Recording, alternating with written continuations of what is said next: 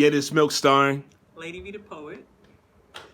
How long did you expect for us to wait for your permission?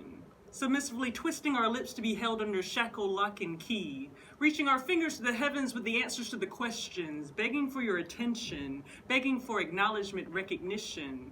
Twitching like electric shocks, a cat of nine tails, backlashes. Flashback into times when our screams pierce the night like your music. Tune it up for the good old boys to hear how we learn our lesson. Stressing and squirming as we watch branches being ripped from our ancestry's tree. We see clearly through the lies and the deception, hidden agenda. The splendor of our silence has been your safe haven for years. Shucking and jiving, hiding in the shadows, restraining our voices.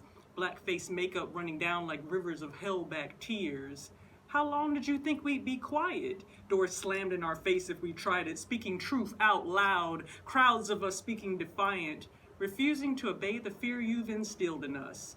Hesitant to even trust ourselves. Hesitant to utter our next word. Tea kettles bubbling over with hot pent-up pressure. These mind scriptures and parables must be heard to teach the future generations. This nation can't see any justice with the blindfold tied tightly across eyes, blurring any sight of what's fair and what's right. If I choose to continue my legacy, my children's children will see, hear, learn, and be all the lessons I must pass to them. The chapters of the history books being ripped out of public school curriculums.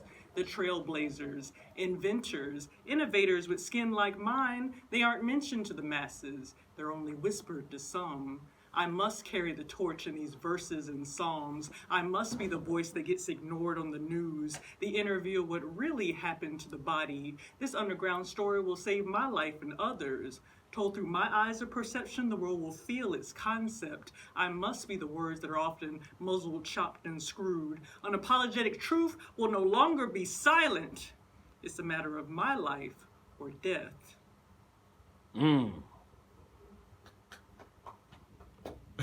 For real. What made you write that, LadyVee? I wrote this poem like 6 years ago, and I want to retire it, but I can't. Right. It's like I wrote this poem when, people were saying I can't breathe, and I'm being, oppressed, and it's still going on and on and on. So I hate the fact that this poem is still valid today in 2020. But I wrote this poem because I was raised in the South, and it seems to be not going away. And people need to hear the real truth behind. It's like, what are we going to do with something that has been rooted in many years of culture, and now we're still going through it? We need to be talking about this. Most definitely. How long did it take you to write that? It took me one night.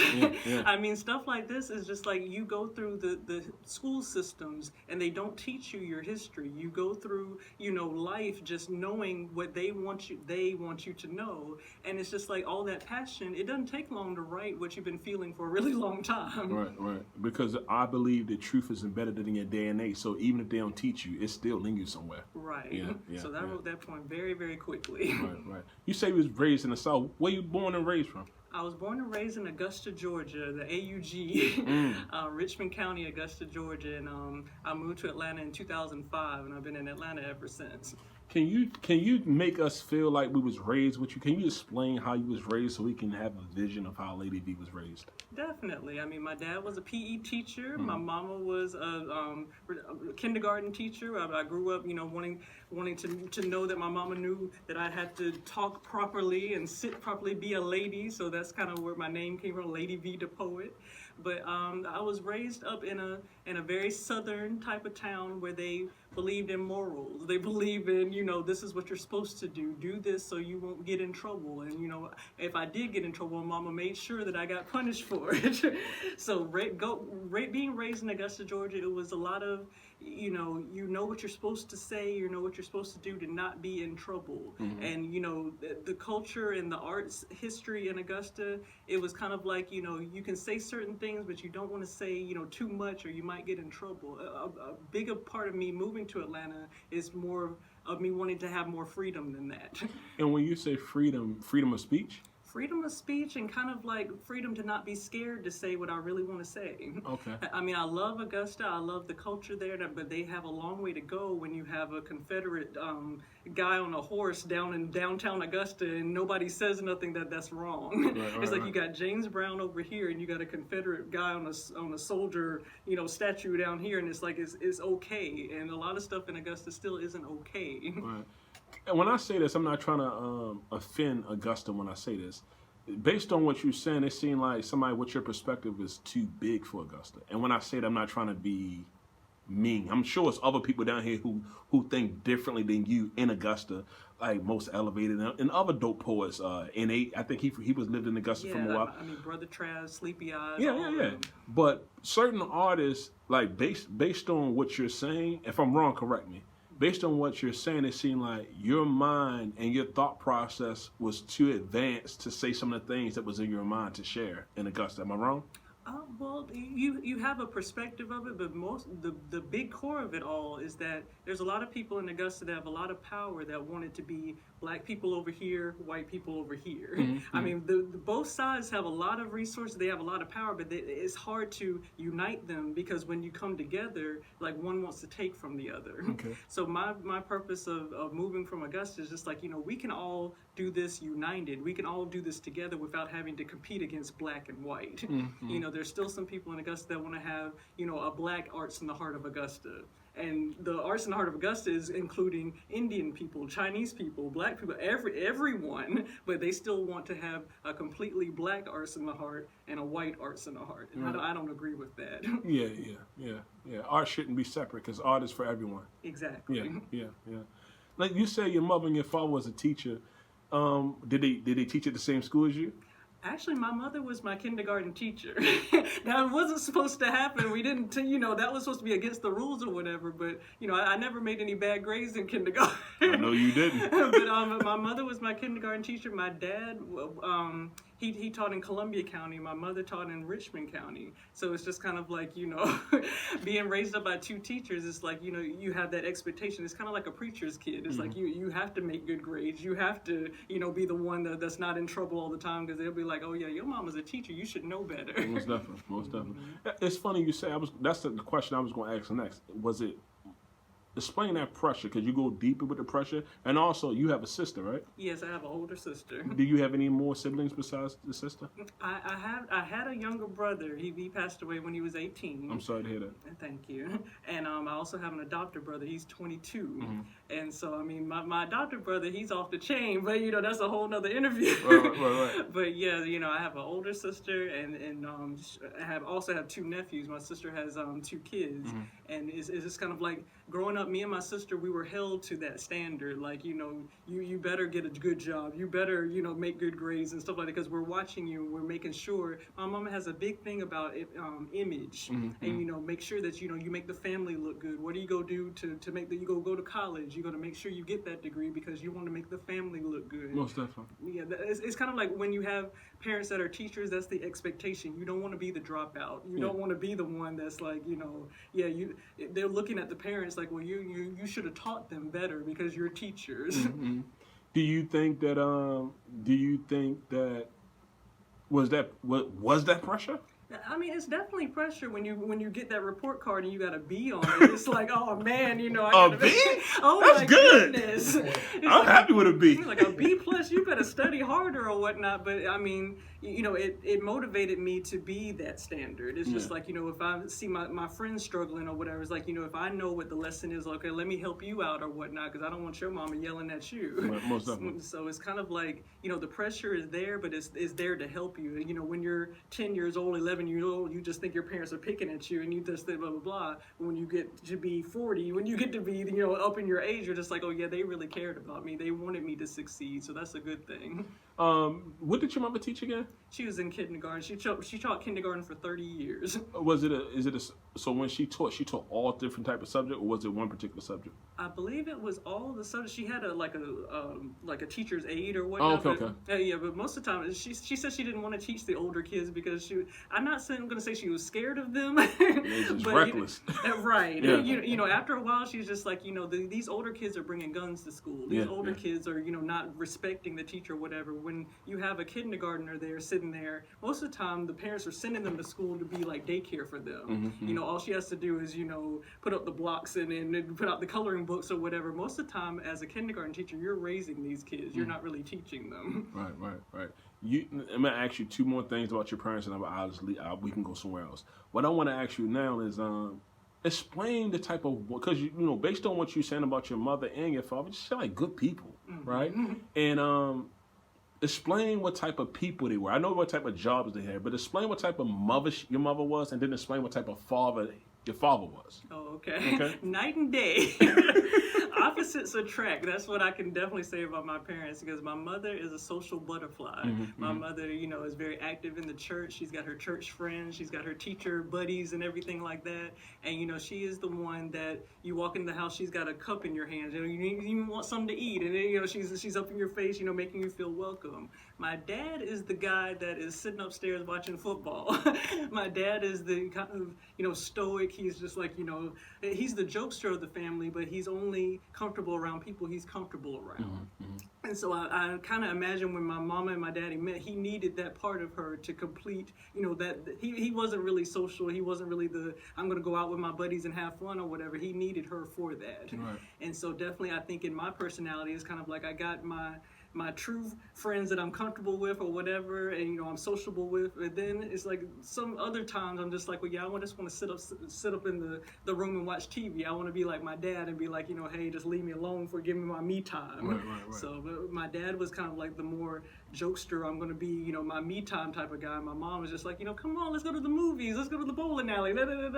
So I think that's definitely what brought them together and what, made them thrive, that balance there. Right.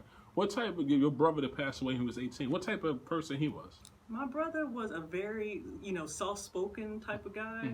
The reason why he passed away, he had like a heart disorder. It's like they were saying that his heart was too enlarged to pump blood correctly.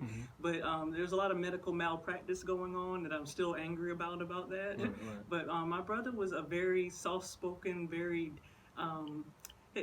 he kind of leaned on me and my sister to give him his voice, pretty much. Okay. They put him in special ed, even though he wasn't supposed to be there, because they're like, oh yeah, you can't learn as fastly as everybody else because of your medical condition and all this type of thing. It's a lot of anger there with my brother because he didn't have to die, and so it's kind of like, But my brother, he was really into the arts. He was really into, I would sit up there and do poetry for him, and then, when I did my poetry for him, I could see his eyes light up. Like, I wish that I was that articulate, or I wish I could do the things that you could do. Right. But just his health condition was holding him back.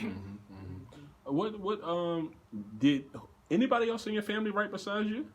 Well, my sister did write a book that I edited, but it's more like kind of a novel. Oh, okay. She's not really a poetess, so to speak, but she definitely writes short fiction, and she writes, novels and things like that. And I believe my nephews have gotten into poetry, but I haven't read any of their work yet. I always say, well, because of me, my nephews are very poetic. But definitely, my mom, she has just started coming to some of my shows. Right. We went to Augusta and we had a show at the Book Tavern or whatever, and it was really touching that my mother chose to come out with me and Alan and just, sit out in the audience. She's like, man, that's my daughter up there. So I'm just like, okay. You do know your mother has strong genes. Y'all look just alike. We got the cheeks, man. Right. It's called the Williams girls' cheeks. My sister, she has them. I mean, you look at my aunts and everything, we all got the Williams cheeks. So I know that.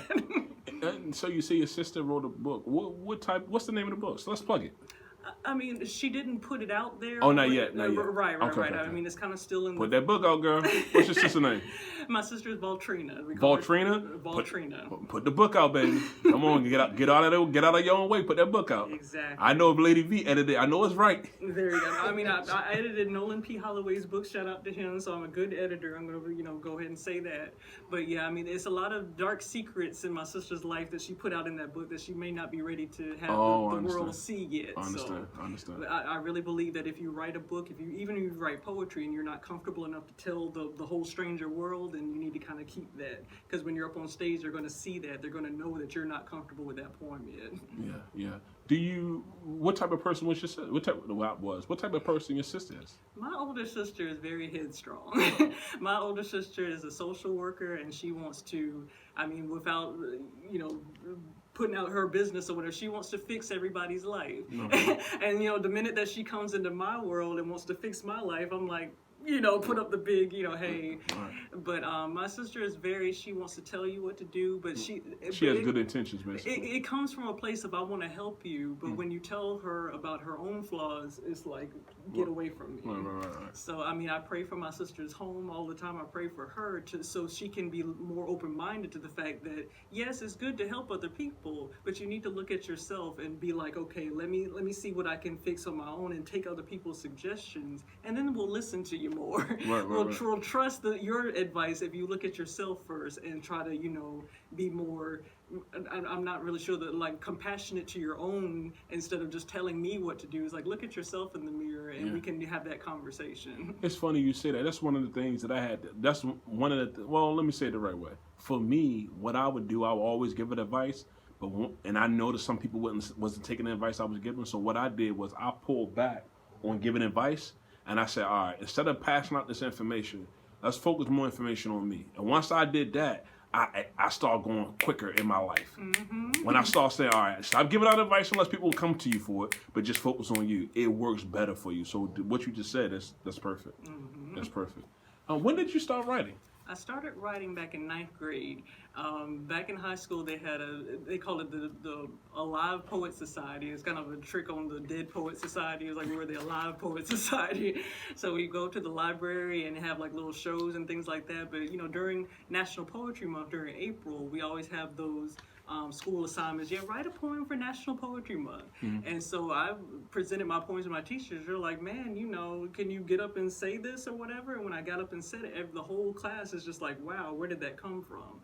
And so the fact that I handed it to my teacher was giving me the thumbs up, and then the whole classroom was like, man, we need to have a show just because of this one poem. I'm like, man, I must be pretty good then, okay. Right. So I take that gold star and I ran with it from 9th grade. I'm just like, well, if I'm changing people's perspectives, I'm changing people's lives, with words and with poetry, maybe I can provide them a stage. Right. I ended up being the host of my 9th grade poetry show at the library, at school, or whatever. And I'm just like, people enjoy, getting their minds flipped around and getting their perspectives changed in a good way by just poetry. So let's go ahead and have, some forums together. Let's, have some writing workshops. Let's continue with this. So from 9th grade until now, I've been doing that. Were you scared to get on stage? At first, everybody was kind of like in a judgmental type of thing, like, we've never done this before in school, who do you think you are, and type of thing. It was a lot of that going on, like, yeah, she thinks she's all that because she can speak to an audience or whatever, but it's like when you look at the words, when you look at the content, it's like people need to really hear this stuff. I had poems about, like, my ex-boyfriend did me wrong or whatever. It wasn't even that deep, but that one girl in the audience that, that happened to her, she's like, man, you said what I was feeling. So, that kind of pushed me on, like, even if I'm scared, even if I'm, I don't want to do this or whatever, there may be somebody that needs to hear this, so I need to go ahead and do it anyway. Right. You're helping like your sister. And like my sister just with the poems. That's all. Just with the poems. I remember it's like back in Augusta, it was Dorian Harris' Mahogany Lounge show, and it was my feature at the show. She brought her friend there to watch it, and after she's like, it was all right. I was like, really? That was like my biggest moment ever. And she just kind of like, oh, it was okay. Yeah. So, after that, I'm like, you don't have to come to the shows, but, hey, at least, just give me a thumbs up for getting up on stage to say what I feel, whether you liked it or not. That takes a lot of courage. Did she, let me ask you, did she say that at the show? She said that after the show. After the show? Yeah, when I was like, well, how was it? She's like, it's okay. No, you don't do that. You don't do that. Your own is, I'm just like, okay, well. Yeah, but the thing is like, I don't, people, we get up there and we make it look easy. Yes. Right? We make it look easy. But artists in general, whether it's your logos in the back of you, whether it's, your husband, the way he make beats, the way we get on stage, like we make this shit look easy. Yes. But you one thing they gotta remember, you can't do what we do. Right. You can't do what we do. So, like I said, I love my sister because she is my sister. Most definitely. It's just kind of like, when you kind of dump something on, and you know that's my passion. So it's just kind of like, hey, just kind of back off a little bit. Let me do what I do. You don't have to watch it. You don't have to approve what's of her it. son? What's her son? She's a Capricorn. Okay. So that explains I can why. imagine. Because I'm a Sagittarius, and my mother, she was a Capricorn, and we would just be so blunt with each other, and not in a mean way, but just, so when your sister, I'm going to say this when, I don't want to bring your sister no more. When your sister's doing what she's doing, and she's saying it the way she's saying it, that's the Capricorn in her. Yes. She is not being mean from her thought process. Mm-hmm. She She's is helping. Yeah, in her own way. Her intentions are pure, but tough love. people like Sagittarius, like me, and Capricorns, we are fucking blunt. And me, I've gotten better at, when I'm having a conversation with people, not being as blunt or figuring out a way to say what I want to say, but not using words that they need to hear so they can accept it, opposed to saying it the way that I want to say it. Right. And that's an art. That's an art. I mean, like they always say, it makes you stronger. It's just like, even the tough love critiques or whatever, it's just like, well, if she's thinking that, there may be some other people that's thinking that it's just not telling me. Most definitely. So I agree. that caused me to go back and like maybe revise some poems or maybe like put some more feeling into it or whatnot. So, I mean, even the tough love is there for a reason. Most definitely. And not just that, it's different types of poets. It's like, it's poets that read from paper and they dope. It's spoken word poets, whereas they loud, it's slam poem, and it's so many different variations. Right. So she might have said, I don't like this particular style of poetry, but I might like this style of poetry. Right. It's people might hear me and be like, I don't like milk, but I like LadyVee. And that's the thing that I think a lot of times what people need to understand in poetry, like, it's so many diverse styles in poetry that it's something for everybody. Yes. You know what I mean? And as long as she came, that's all that matters. Right. I mean, I did a video with Alan. I believe it was Be the Revolution. She watched. She's like, oh man, I love this. I mean, she may be more of a hip hop type of most poet than sit up here and lighting candles and incense type of poet. Most definitely. What made you start writing? Well, I had a lot of feelings inside that I couldn't get out for just telling people. Like, I think my first poem was, I hate my ex-boyfriend type of poem. Right. And I was too scared to call him and tell him that. I was too scared to tell my friends that. I'm just like, well, let me see if I could just write it in my journal. And that one poem turned into like 5 or 6 or 7 poems just because he did me so wrong. Right. Can I ask you something? Mm-hmm. What's his name? Would you mind saying his name? Let me remember. You know what? Scratch his name. I want to say to you, whoever you are, thank you. Because of you, we got LadyVee, a dope poet. Like I said, I don't want to put his name out there. No, forget his name. Look. I want to say to whoever you are, thank you, because now we got a dope poet on the scene. You know what I mean? She done had Cash Cafe, Hodgepodge Cafe, Hodgepodge Cafe. I listed them down there. It was like you know what? List all the places you hosted, if you can remember, because I know it's hard, probably. Let's go back. Let's see. Let's go all the way back because it was in Augusta. I was involved with the Arts and the Heart of Augusta since like 1998. It was like way back. And then, when I moved to Atlanta, they still, I'm still working with them like from afar through emails and like coming to September and everything like that. But let me see.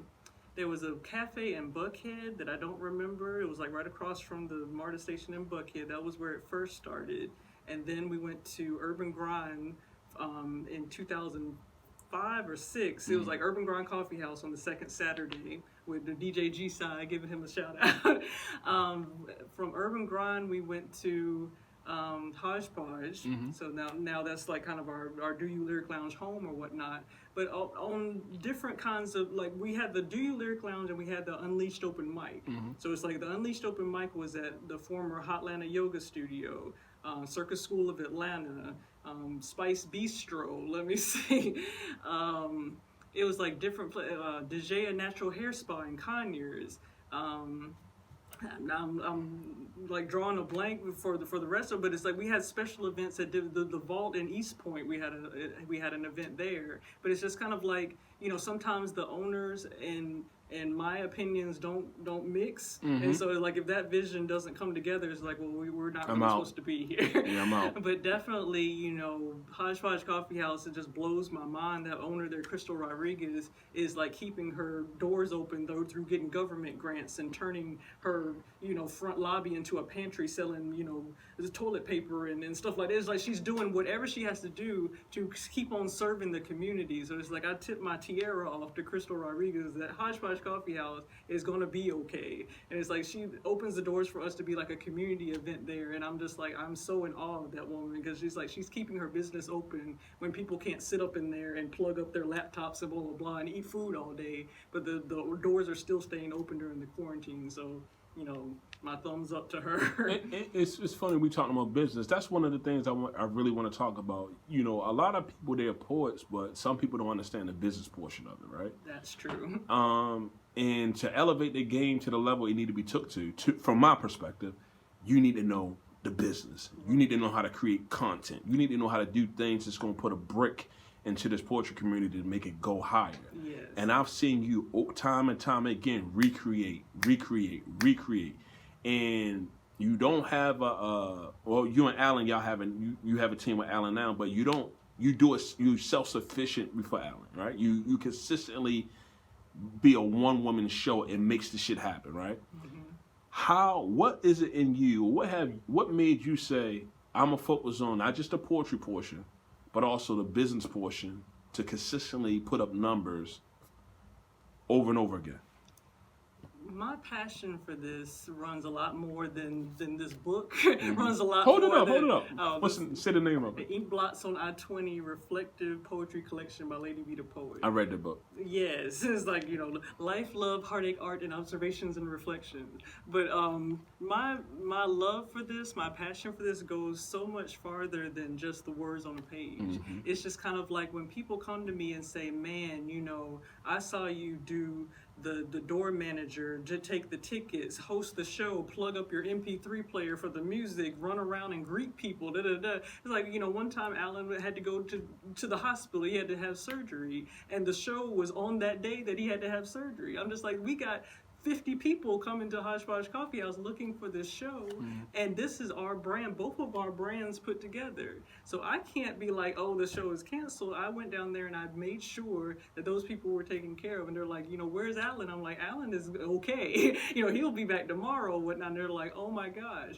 But it's like, my passion for this is seeing other people like get up on stage and do their poem, do their song, do their whatever, and it's in a quality environment. And some people, they've never come to a poetry show before, and I'm their first example. So I want to be the example. Like, you know, if you go to somewhere else, you're like, oh yeah, that sucked, or that must be how spoken word is. No, you haven't gone to a LadyVee show. Most definitely. You haven't gone to, you know, the experience that, you know, I work really, really hard to make sure that people don't have a bad opinion about poetry, about live music, about events in general. And it's like, I want that to be the impression of, this is how art in Atlanta is.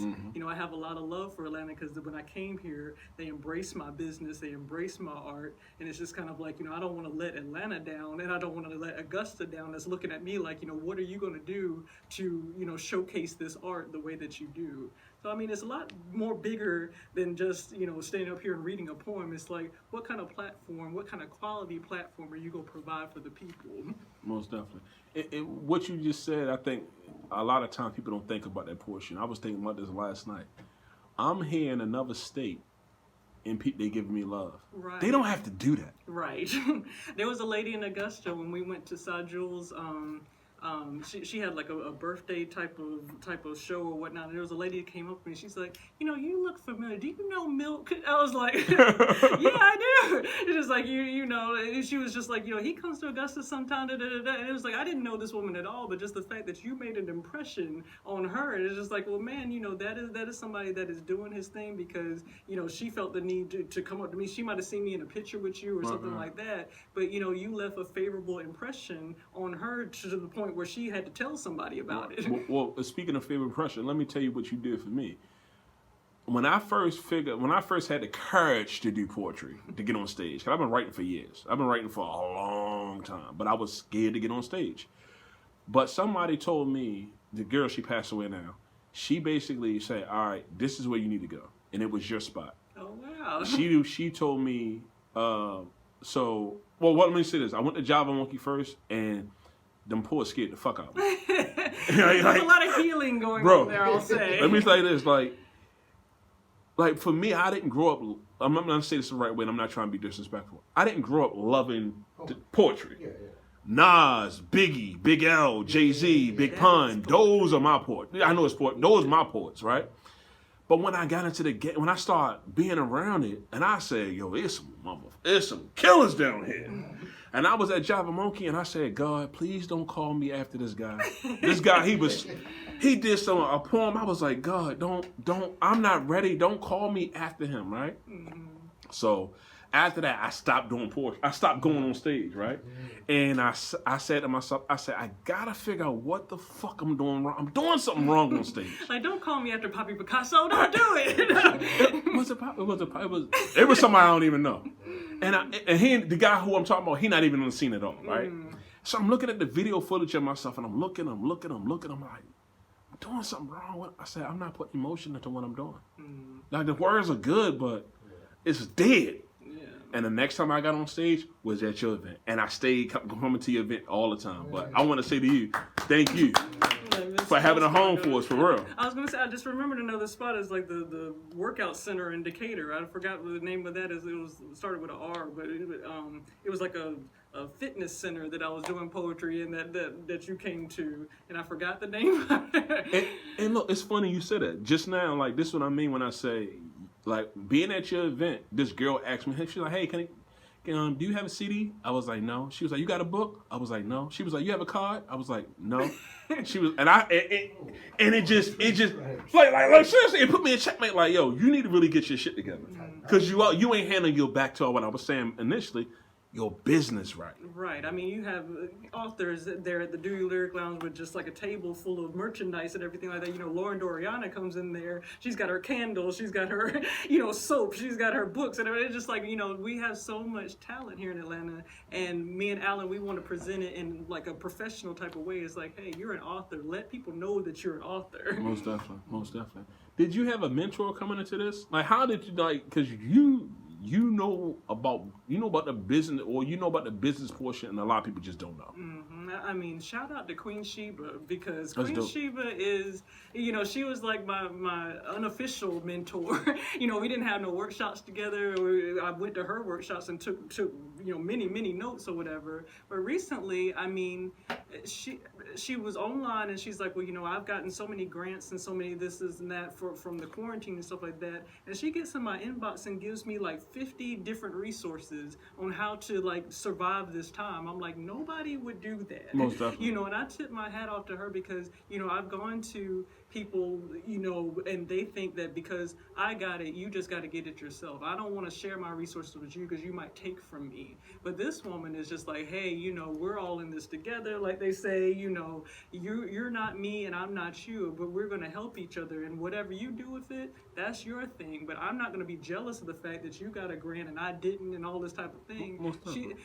She had a workshop on how to be business-like in your features, and I think it was like at the Art Exchange or whatever, like how to put together a professional feature and stuff like that. And I'm sitting up there, writing notes and just trying to make sure that I get my stuff together. And I give my kudos to Queen Sheba, and also he's not hosting at Java Monkey anymore, but Kodak Harrison has been doing that for like 15 years at Java Monkey. It's ridiculous. He passed it off to Teresa Davis, and Teresa Davis is an awesome person as well. Mm-hmm. But Kodak Harrison, he had a workshop on how to be a great poetry show in Atlanta, like how to be successful and how to have longevity and all this type of thing. I think it was during Southern Fried Poetry Slam when it was in Atlanta. He had a workshop on that. And, this is the man that, knows about all this. I walk in the room and no one's in there.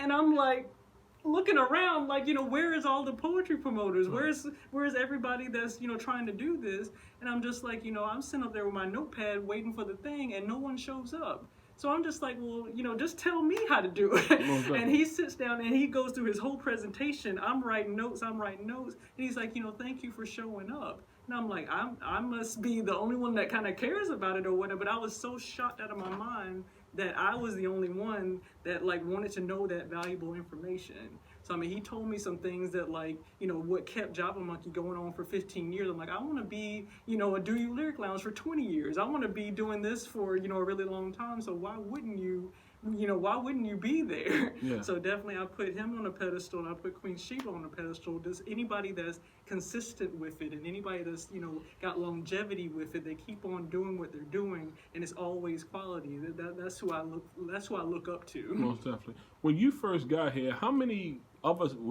scenes was here for us? How many shows was alive when you first came on the scene? Well, definitely Apache. I mean, everybody in Augusta would say, when you move to Atlanta, go to Apache, go to Apache. I'm like, okay. So, I mean, Apache was like the number one. And then, like, underneath that, there was Java Monkey, just because the longevity of it all. It's like Java Monkey's been around for like 20-something years. It's ridiculous. Most definitely. Urban Grind is kind of like up there because, you know, it's a prime location right there on Marietta Street. And then, you know, my hat's off to Cassandra, black business owner there, you know, keeping it going. But the top three, I guess I would say, would be Apache, Urban Grind, and Java Monkey. So those three were here before when you got and they're still here now. Yeah. Well, Java Monkey. Well, Java Monkey has. They burned down. They've moved to another location, but it's definitely. I mean, in my opinion, it's not the same. Yeah, and Apache, I think Apache has moved to like Woodrow Street or whatnot. I mean, It's still the Apache, but once again, the vibe is not the same, in my opinion. I wonder, is it even active? I'm not sure.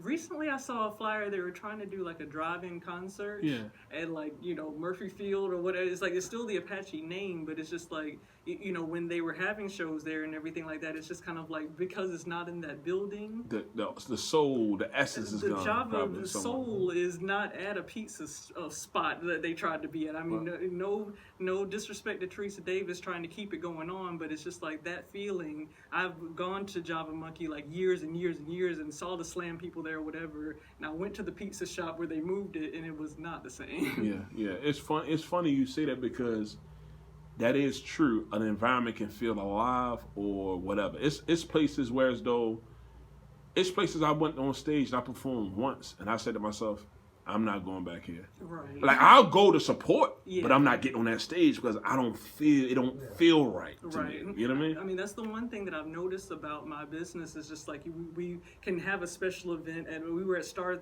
Theater in the West End once, you know, having like a event there. Wherever we go, we take that vibe with us. I think that, you know, shout out to Deborah Ware that lives all the way out in Dacula.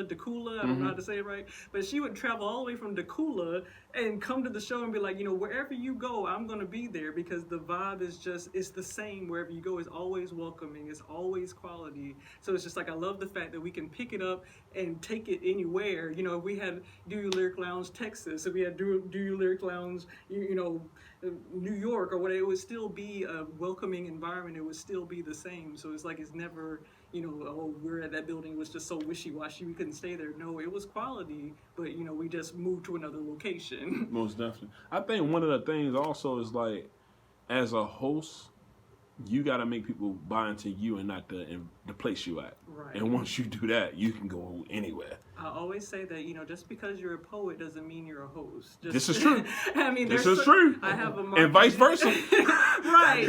I mean, I have a 4-year, very expensive marketing and business degree. I mean, I think that helps out. You know, my sister always gets on me all day, like, yeah, you know, what are you doing with your degree? I'm like, I'm running my own business with my degree. Right, you know, I'm using that to, you know, get online and market this poetry and market these venues or whatever. And you can definitely tell a difference between someone that just throws out, you know, a flyer with that old school microphone on it that you see everywhere, and somebody that really takes the time to be like, what is going to give these people value? What is going to give these people an experience? It's like, you have to think about it, you know, with more detail than, oh, I just want to get your $5 and leave. Most definitely. I agree. But I think you think like that because, one, you know business, and not just that, you love the culture. Right. It's people who love the culture, and it's people who money grab. Right. There's nightclub promoters doing poetry, and there are artists doing poetry. And I always like to say, you know, we're artists doing this for artists. It makes a big, big difference. I agree.